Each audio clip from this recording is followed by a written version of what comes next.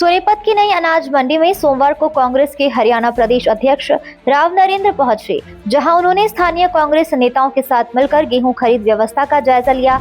इस दौरान उन्होंने मंडी में किसानों से बातचीत कर उनकी समस्याएं सुनी और सरकार की नीतियों पर कड़ी नाराजगी जाहिर की। नरेंद्र ने कहा कि आज हरियाणा का किसान खून के आंसू रोने को मजबूर है। उन्होंने आरोप लगाया कि किसानों को अपनी फसल मंडी तक लाने में भारी दिक्कतों का सामना करना पड़ रहा है। वहीं नमी के नाम पर खरीद एजेंसियों द्वारा किसानों को परेशान किया जा रहा है। उन्होंने कहा कि सरकार द्वारा न्यूनतम समर्थन मूल्य MSP पर गेहूं खरीद के दावे पूरी तरीके से फेल साबित हो रहे हैं और नए नियमों ने किसानों की मुश्किलें और बढ़ा दी है।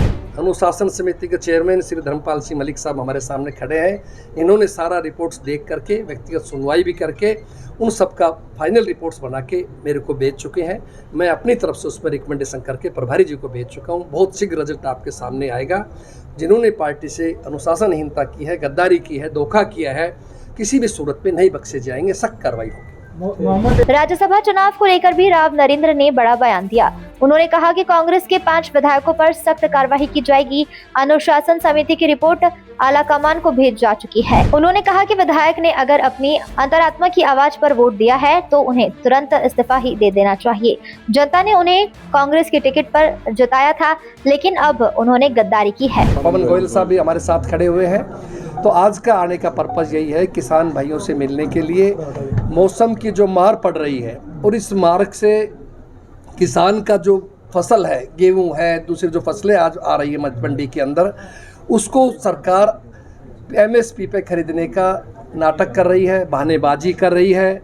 कल आप आश्चर्य करोगे पत्रकार साथी सुन करके कि मंडी के अंदर जब हम गए और 5-5, 7-7 दिन से किसान वहाँ गेहूं की फसल लेकर के बैठे हुए थे, तो अधिकारी खरीदने वाला आया, उसने मशीन ली, मशीन में कहा इनका 13.5 नमी दिखा रहा है। और हमने जब आड़ती भाइयों से 2 मशीनें मंगवाई तो उसमें 9.5 आया।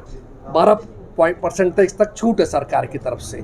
तो इसलिए हम ये कहना चाहते हैं कि जानबूझ करके सरकार किसान को परेशान करने के लिए ये नमी का नाटक कर रही है। ये अपने आप को डबल इंजन की सरकार कहती है। हम कहते हैं आपको केंद्र सरकार से बात करनी चाहिए और गुणवत्ता के अंदर छूट लेनी चाहिए कि ऐसे मौसम में जो बेमौसमी बारिश है, कहीं ओले पड़ रहे हैं और किसान का माल बेचारे की उसकी मेहनत, और आप जानते हैं किसान कर्जदार है, उसको अपने बच्चों की पढ़ाई लिखाई है, बहन बेटी की शादी है, सब काम इसी से करने हैं, अपना कर्जा भी चुकाना है।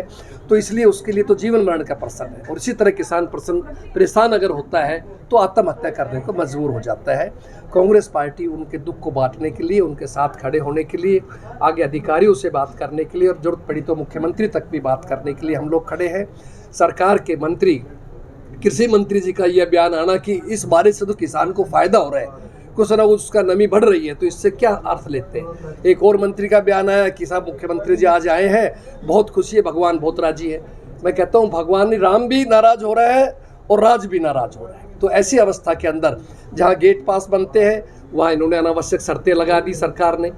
क्या कि आपको ट्रैक्टर ट्रॉली उसके नंबर देने पड़ेगा। अब मैं कैसे देख रहा था, कोई आपका करनाल की, कहीं जींद की, और वो किसान भाई कहते जी हम तो झोटा बोगी में लेके आए, कहीं मेरे एरिया में ऊँट गाड़ी में लेके आए, तो कहाँ से गाड़ी के नंबर देंगे। फिर आप उसके जो है ना वो आपका जो OTP मांगते हैं, फ़ोटो खींची जाती है, बायोमेट्रिक करते हैं। एक किसान अस्पताल से उठ करके आया जिसके पेशाब की थैली लटक रही थी। तो ये सब चीज़ें साबित करती है कि सरकार का रवैया ठीक नहीं है, किसान को परेशान करने वाला है।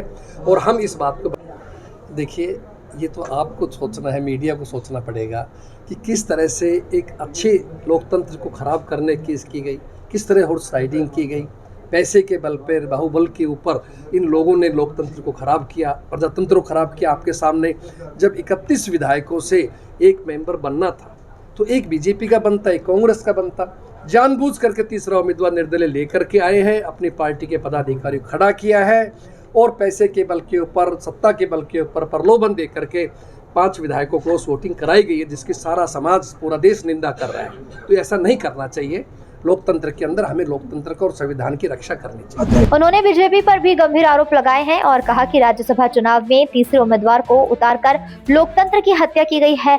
साथ ही सत्ता के दुरुपयोग और हॉर्स ट्रेडिंग के लिए विधायकों पर दबाव बनाने का भी आरोप है। कांग्रेस के वरिष्ठ नेता चौधरी वीरेंद्र सिंह और पूर्व सांसद ब्रजेंद्र सिंह की सद्भाव यात्रा को लेकर पूछे गए सवाल पर राव नरेंद्र ने कहा कि यह कांग्रेस की आधिकारिक यात्रा नहीं, बल्कि उन्होंने स्पष्ट किया कि पार्टी में कोई गुटबाजी नहीं है और जो नेता इस यात्रा में शामिल होना चाहते हैं वे स्वतंत्र हैं।